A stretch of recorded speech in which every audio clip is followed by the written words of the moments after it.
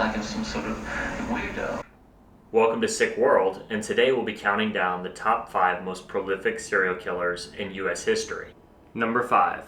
Dean Corll, the original Candyman. Corll and his family owned the Corll Candy Company, located across the street from Helms Elementary School in Houston Heights, and he was known to give candy to local children, particularly teenage boys.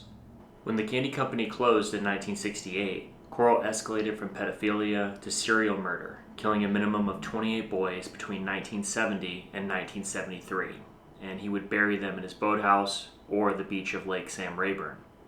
The Candyman paid his accomplices a $200 commission for each teenage boy they brought for Corll to rape, torture, and murder. His reign of terror ended when he was killed by one of his accomplices, Elmer Henley. Mama, I killed Dean. Although he is a lesser-known serial killer, there was at least one person who had not only heard of Dean Corll, but cited him as an inspiration. He's number 4 on our list, the clown killer, John Wayne Gacy. Before Pennywise the dancing clown, there was John Wayne Gacy the killer clown, who would perform in hospitals, at fundraisers, and birthday parties. Like Corll, Gacy was a sadist who targeted teenage boys for his sexual pleasure, murdering 33 people between 1972 and 1978.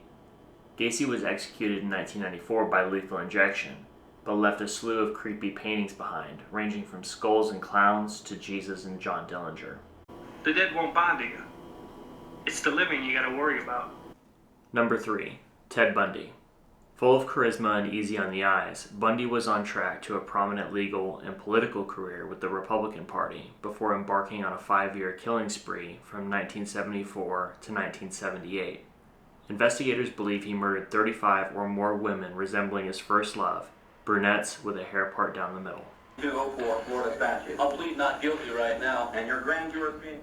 Bundy evaded detection for years, committing murder in 7 states across the country, and even when captured, he still somehow managed to break out of jail twice in 1977, before finally being brought to justice as hundreds of people cheered and sang outside the Florida State Prison where his execution was carried out in January of 1989. Number 2. Gary Ridgway, the Green River Killer. But I thought I was doing you guys a favor. Killing prostitutes. Here, you guys can't control them, but I can. Ridgway confessed to the murder of 71 people, and 49 have been confirmed thus far. He primarily targeted sex workers in the Seattle area, thinking that no one would miss them. Like Bundy, he would sometimes return to the gravesite to have intercourse with his deceased victims. She's too big for me to carry her, so I just pulled out the car and laid on that trash. Number 1. Samuel Little, the choke and stroke killer. Little was a career criminal convicted of 3 California murders in 2014. Years later, he began confessing to dozens of murders across the United States and even began drawing sketches of his victims for identification. Little has now been connected to 60 murders in 19 states over the course of 35 years, making him the most prolific killer in U.S. history.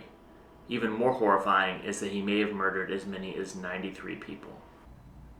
Samuel Little never showed any remorse or regret for his crimes. In fact, he would often laugh about his escapades and believe some of the women even wanted it. For example, in the next clip, he's relaxed and laughing as he tells investigators that no one missed the women he killed, and that he could just go back to any city at any time and kill again.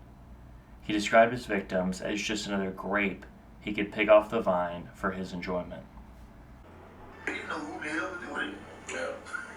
I can go back to the same city sometimes and pluck me another grape. I mean, grapes, so y'all got on the vine here. Sure, that one, right? That's a good one, yeah. Yeah, that's a good one. Do you agree with our list? Write what you think in the comments down below, and feel free to suggest a true crime story, countdown, or conspiracy. And if you're into horror fiction and thrillers, then feel free to suggest your favorite book or movie that you'd like covered in the comments down below, and we just might be able to make it happen. If you liked the video, please don't forget to like and subscribe for more creepy content on the frighteningly real and fictional things of this world. Thanks for watching, and until next time.